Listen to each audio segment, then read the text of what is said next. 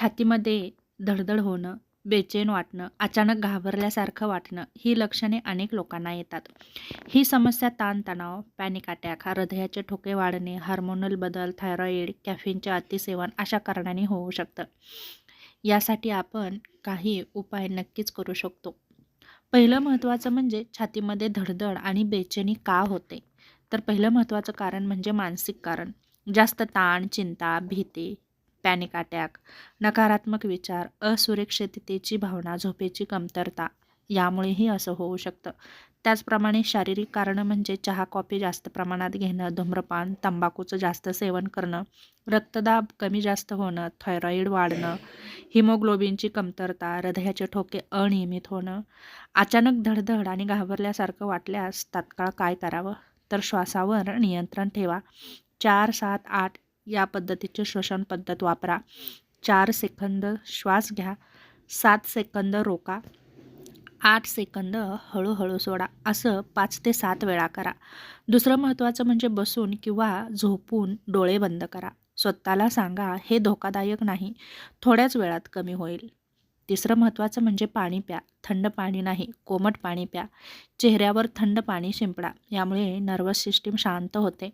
नैसर्गिक उपाय करा, जसं की आवळा पावडर. रोज सकाळी 1 चमचा आवळा पावडर मध गरम पाण्यातून नक्की घ्या. हृदय आणि नर्वसाठी फायदेशीर असं म्हणजे ब्राह्मी पावडर किंवा कॅप्सूल डॉक्टरांच्या सल्ल्याने घ्या. यामुळे बेचैनी आणि घाबरटपणा कमी होतो. अश्वगंधा. रात्री दुधासोबत अर्धा चमचा अश्वगंधा घ्या. यामुळे ताण कमी होतो आणि हृदय शांत होतं.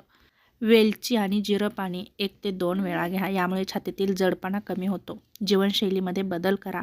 या गोष्टी नक्की टाळा. उपाशीपोटी चहा, कॉफी घेणं, जास्त मोबाईलचा वापर, रात्री जास्त जागरण करणं, नकारात्मक बातम्या सतत पाहणं आणि या गोष्टी आवर्जून करा.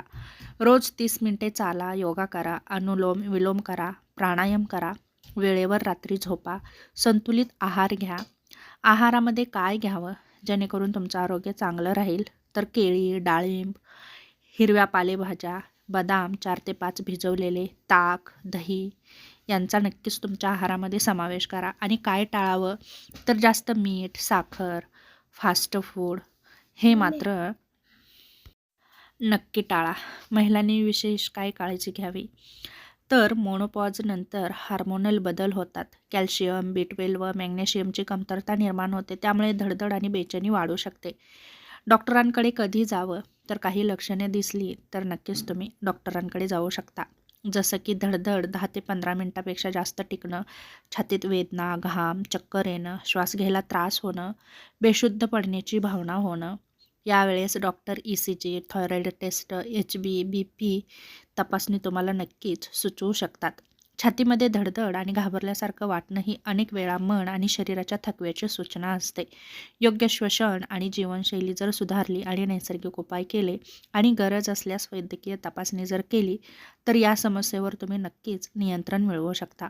यासाठी न घाबरता डॉक्टरांचा सल्ला घेणं गरजेचं आहे.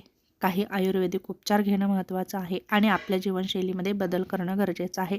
यासारख्या गोष्टी जर तुम्ही पाळल्या तर नक्कीच तुम्ही या समस्येपासून स्वतःची सुटका करू शकता आणि नक्कीच निरोगी जीवन जगू शकता.